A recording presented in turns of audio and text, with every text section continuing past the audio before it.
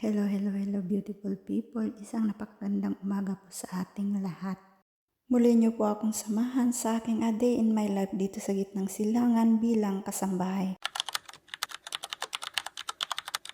Pagkagising ko nga po, itong napakagandang sunrise ang bumugad sa aking paningin. At Wow! sinimulan ko na nga po ang pag-iinit ng aking pagkain. At habang ako po ay nagpapainit ng aking pagkain, ako po ay nagtimpla muna ng aking kape. Wow! Sakali lamang po ako nag-init ng aking pagkain dahil wala po kaming microwave dito sa maliit na bahay. Kasi nga po, bakasyonan lang ito at more on po, bumibili lang sa labas ng mga pagkain. Hindi po talaga dito nagluluto as in nagluluto po. Ayan, nakaready na po ang aking pagkain. Siyempre, hindi po mawawala ang aking kape. At tapos po yung aking ininit na rice na muntik-munti ka na po talagang nasunog. Pagkatapos ko nga pong kumain, ay naghugas ako ng plato. Pero po, naubusan ako ng tubig sa kalagitnaan ng aking paghuhugas. Kaya tayo ay lalabas para i-open natin yung tubig. Ang kaibahan po dito sa maliit na bahay, yung switch po ng pump ay nasa labas po ng bahay sa may mismong gate namin. Samantalang doon po sa malaking bahay, nasa ilalim lang po ng hagdanan namin, nasa loob lang po ng aming bahay at hindi mo na kailangan lumabas pa. Pag ako po ang nagpapatubig, hinahayaan ko lang yan siya ng 15 minutes, inuorasan ko lang yan siya and then babalikan ko. Pero pag yung matanda po ang nagpapatubig, ay nako, umabot ng 30 minutes kaya umaapaw-apaw na dong tangke namin sa taas.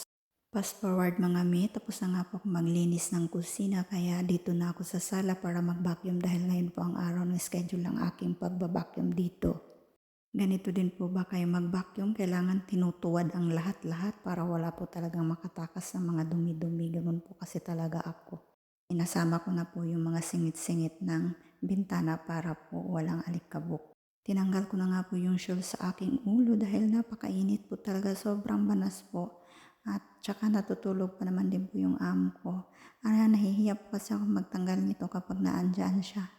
Ganito din pa ba kayo mag-vacuum? Kailangan ninyong busisiin ang lahat-lahat at kalikutin at tuwarin ng lahat-lahat. Ito na nga po ang pinaka-final na gagawin ko ay ang paglilinis ng CR dito sa may receiving area namin. Sa common na CR ng mga lalaki, whatever dyan. Basta mga lalaki na side dito po. Kahit wala pong gumagamit yan, talagang nililinis ko yan everyday kasi nga po, pag umuwi kami ng malaking bahay, wala namang maglilinis nito. So, matatambak na naman yung mga alikabok. Kaya, sinusulit ko na habang naandito pa ako at wala naman din akong gagawin after nito. Uupo-upo na lang po ako. Ito na po ang pinaka-final na work ko ngayong umaga. Sunrox at sabon lang naman po ang pinapanlinis ko dito. And then after po ng sunrox at sabon, babanlawan. Tapos po lalagyan ko po ng Dettol para mabango. At Wow! syempre, bacterial free na siya. Wow! That's it for today's video. Mahal ko po kayo. Paalam, Amping Kanunay. Goodbye!